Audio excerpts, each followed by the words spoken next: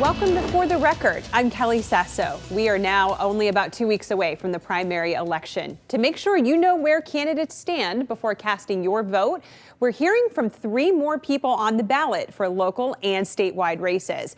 We are giving them the chance to tell you why they think they should get your vote.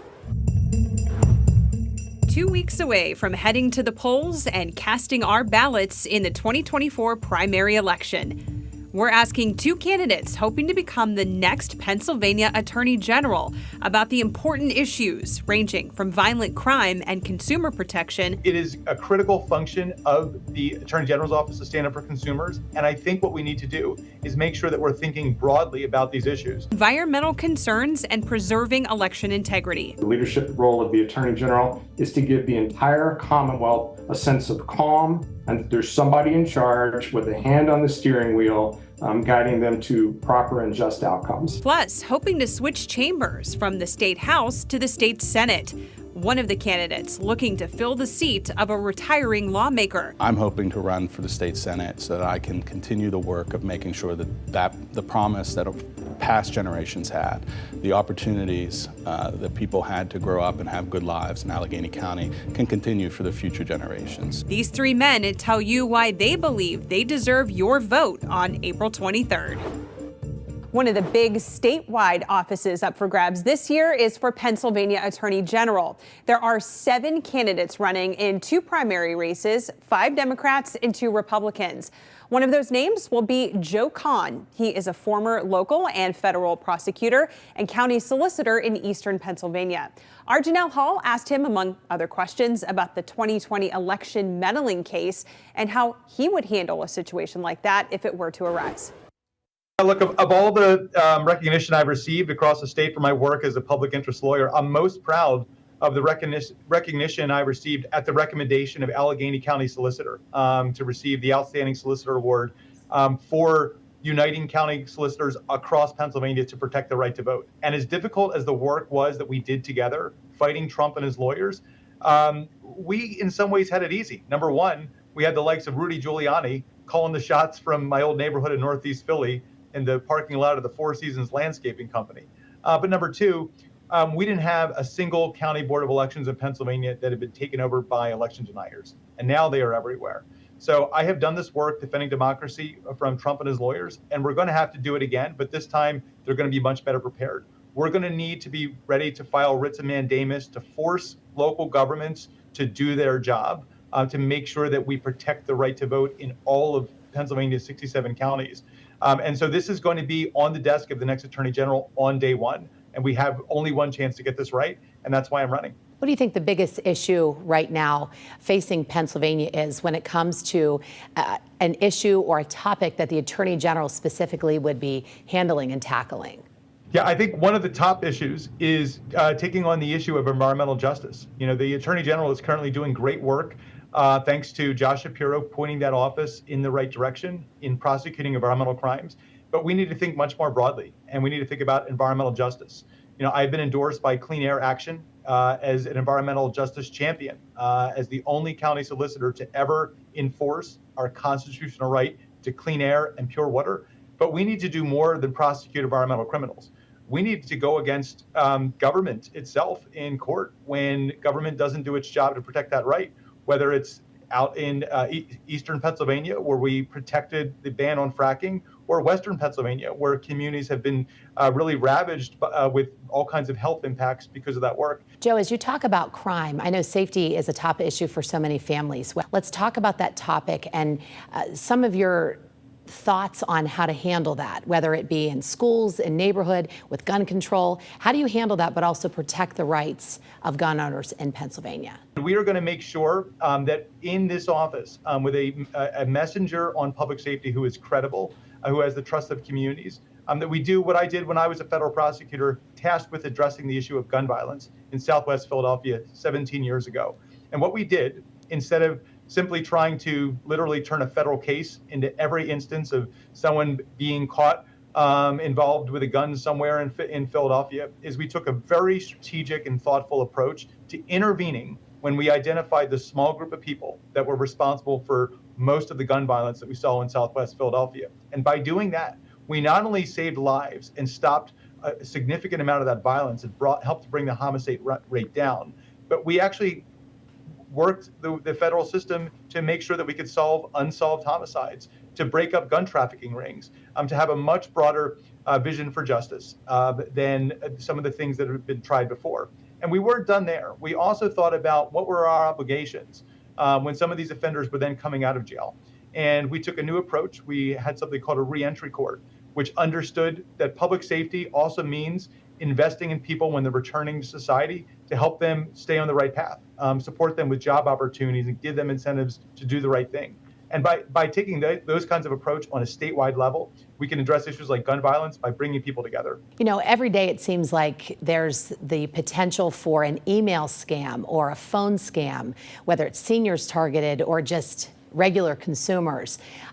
What do you plan to do to try to protect people from those kinds of issues? As I know, many Pennsylvanians also look to the Attorney General to see how they will protect them in that category as well. Yeah, it's issues like this facing Pennsylvanians across the Commonwealth that are what inspired me to make a shift after 16 years as a prosecutor, to begin a new chapter in civil justice, standing up for consumers against corporate greed. It's the reason that when I came to Bucks County, I did what no county solicitor had ever done before, which was to make consumer protection the mission of the county solicitor. That's the reason that today, the only place in Pennsylvania where used car buyers have a Bill of Rights is Bucks County. It's the reason that Bucks County became the first county in America to take on companies like TikTok and Facebook and Instagram for their irresponsible behavior targeting our kids. So it is a critical function of the Attorney General's office to stand up for consumers. And I think what we need to do is make sure that we're thinking broadly about these issues. And one area where I'm excited to lead, not just Pennsylvania, but the country, is creating our first ever housing justice unit. It is a crisis that is affecting homeowners, home buyers, and renters alike. And it's the kind of problem that folks need someone in government to take on and take responsibility for. And I'm excited to do exactly that. I have been fortunate to have a career for 24 years of fighting to keep people safe from crime, corruption, and attacks on our rights. And that's the reason that I stepped forward to run for this office. You can see our past conversations with other candidates for Attorney General on WTIE.com. You're watching For the Record. We are back right after this.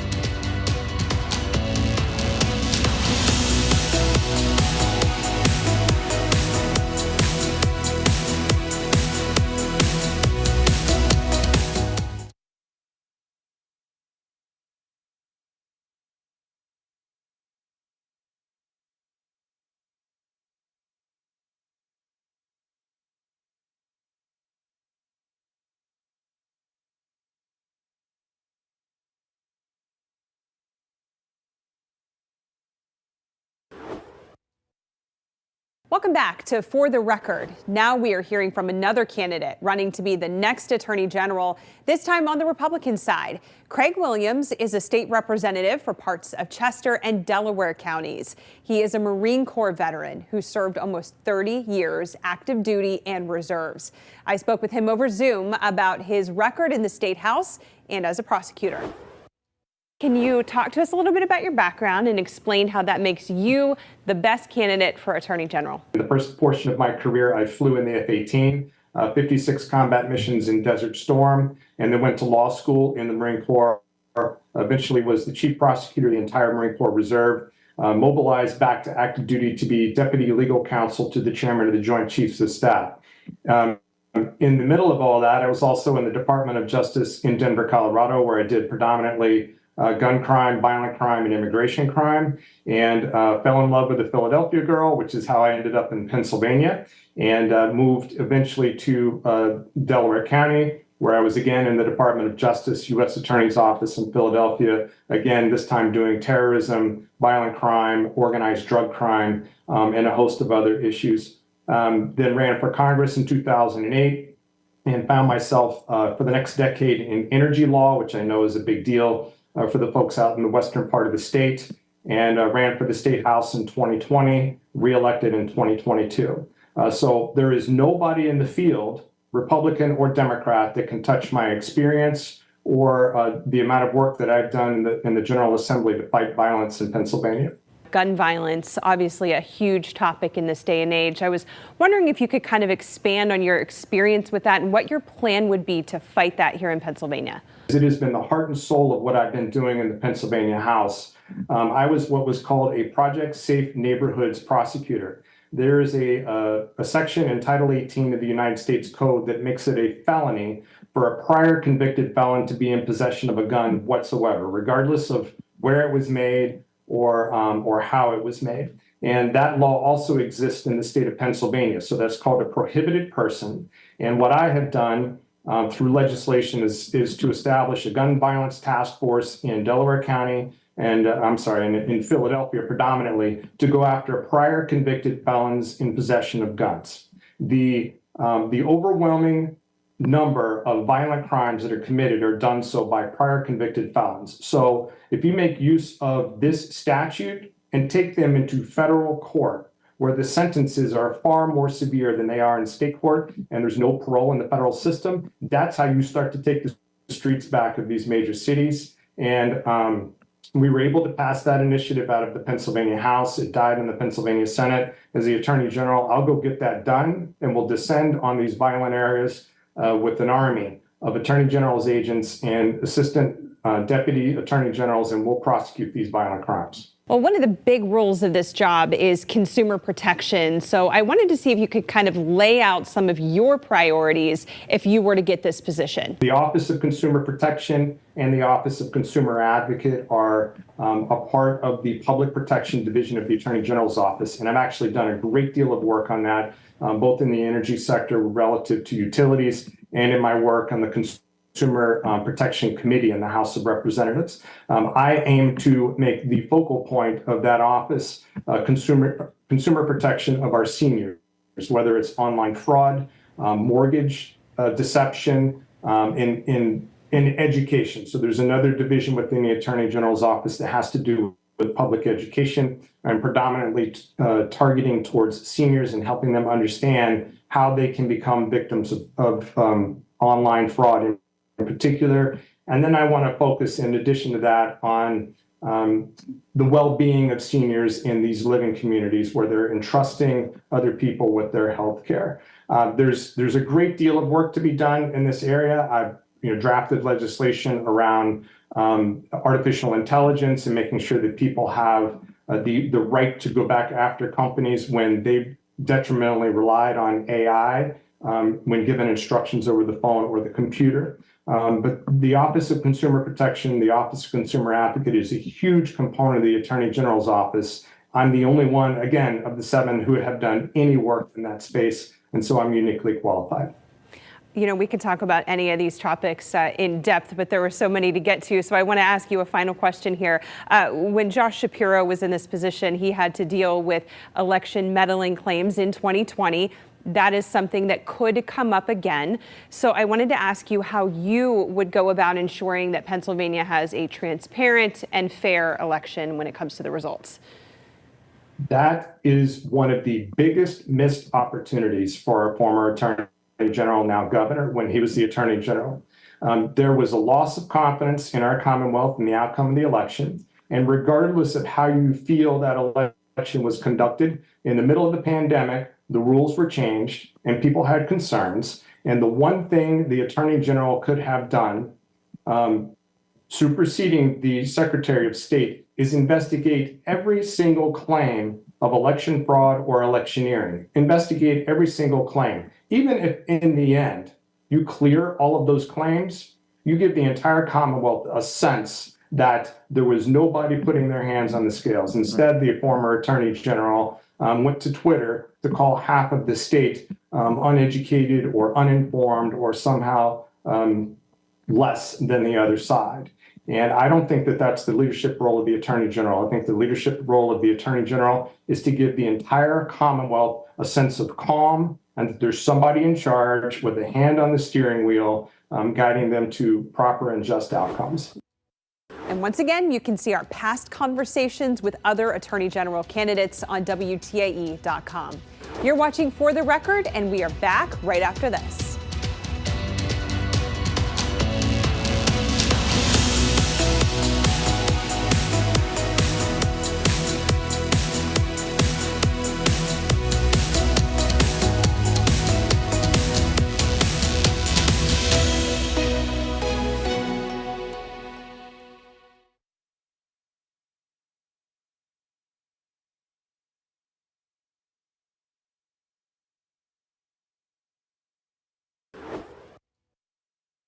Welcome back to For the Record. Now we're taking a look at a local race for 45th Senatorial District.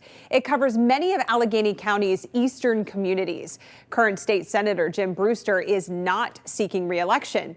One of the Democrats hoping to fill the seat is Nick Piscitano. Right now, he is a state representative for District 38, a portion of southeastern Allegheny County. He told our Janelle Hall that his roots within District 45 run deep. I know that you grew up in that area, went to West Mifflin, still live in that area. Why is that area important to you, and how do you think that that might benefit you to have that position, knowing your roots in that community? Yeah, so my family has lived in the area that I represent now, and including into the Senate district for many generations, dating all the way back to before the American Civil War. And my family has benefited from the prosperity of that area and, the good schools and a lot of things. And that story is not unique just to my family. There are a lot of families in that area of Allegheny County and Allegheny County as a whole that have that kind of story. Mm-hmm. And, I'm hoping to run for the state Senate so that I can continue the work of making sure that the promise that past generations had, the opportunities that people had to grow up and have good lives in Allegheny County can continue for the future generations. There's been a lot of focus on jobs, everything going on in the economy, everything with U.S. Steel. Let's start with that first, with that sale. Do you have any concerns? What kinds of things do you plan to do about ensuring that people have the jobs there, especially there in the Mon Valley? I think U.S. Steel benefited, U.S. Steel's corporate executives benefited from some of the trade policy that the federal government instituted over the last few years. And, U.S. Steel turned a tidy profit, and then their executives sold out. I have a problem with that, mainly because it calls into question the future of the Mon Valley Works in Allegheny County and, the tens of thousands of direct and indirect jobs that are involved in the Mon Valley Works, but also it goes to the cultural heart of the Steel Valley. Is the Steel Valley, is the Mon Valley what it always was without steelmaking in that industry? And obviously that footprint is a lot smaller than it used to be, but it calls into question, the cultural history of our region and how important steel is as an icon for Pittsburgh, Allegheny County, and southwestern PA. And so I have huge concerns about the future of what the U.S. Steel sale looks like. The federal government has a role to play on whether or not they're going to approve that sale or not. State government doesn't have much say, but my main concern are the steel workers and the retirees and the people who work in that industry that live in the Mon Valley and live in Allegheny County, to make sure that they don't get the rug pulled out from underneath them by any, corporate sale to a foreign entity. With regard to mental health issues, sometimes that can come into play when it comes to whether it's first responders responding to the community and some people feeling like things are handled differently.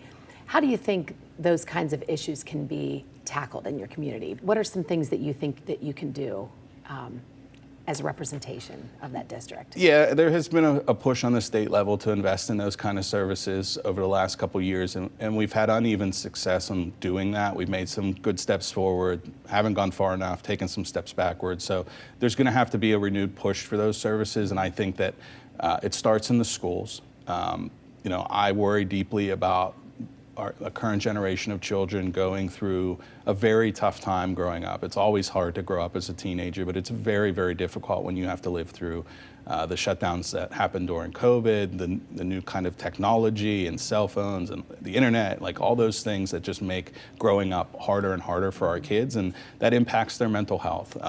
And so investing in school-based mental health services, providing school districts with the funding they need to bring in full-time counselors multiple times a week. At West Mifflin Area School District, where I represent now, they have a counselor that is fully booked, and they can't get any more counselors, and there's just students that don't have access to those services because they can't even get on the schedule. So another part of that is creating a better pipeline to bring those kind of mental health professionals into the profession, make sure that they're compensated well so that people move into that profession and take those kinds of jobs, and we have those people available. But even outside of schools, I think there's a lot of community-based mental health things that we could be doing that we're not doing. And obviously, first responders and folks who interact with traumatic situations every single day also need those kind of supports. And a lot of that is there's just not as many people coming into that profession to meet the demand that we see in the community. Sometimes voters focus a lot on how divided things are when it comes to our politicians and just in general, just within voters as well. What would you do to cross, and what do you do to cross those party lines to try to get people to work together to, come to agreements? Yeah, I've been very successful at that. So I've passed more legislation out of the State House last year than any other member, and every one of my bills had at least one Republican vote. Many of them had significant numbers of bipartisan support. And so I've always believed that we have real problems to solve, and 90% or more of the issues that we need to solve can be solved bipartisanly with conversation and relationships with folks on the other side of the aisle, and understanding my perspective, but also understanding their perspective and realizing that one is not more valid than the other, and trying to build compromise. That's what we should be doing in the legislature more. That's the whole idea of legislating. And I've been successful at that, and when I hope to go over to the Senate, we'll continue that. The idea is that we shouldn't focus on the things that we disagree on. We should focus on the things that we do agree on and get as much of that done as possible, and then fight out the stuff that we disagree on later. You're watching For the Record. We are back right after this.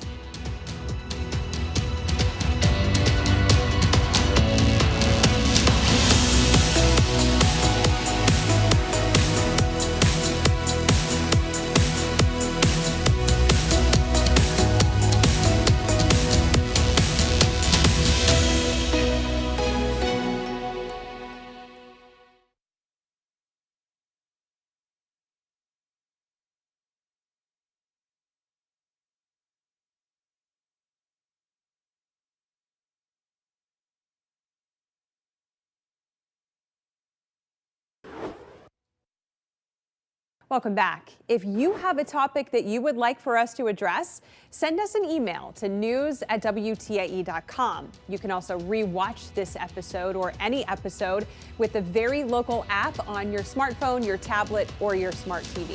Thanks so much for joining us today. Have a great week.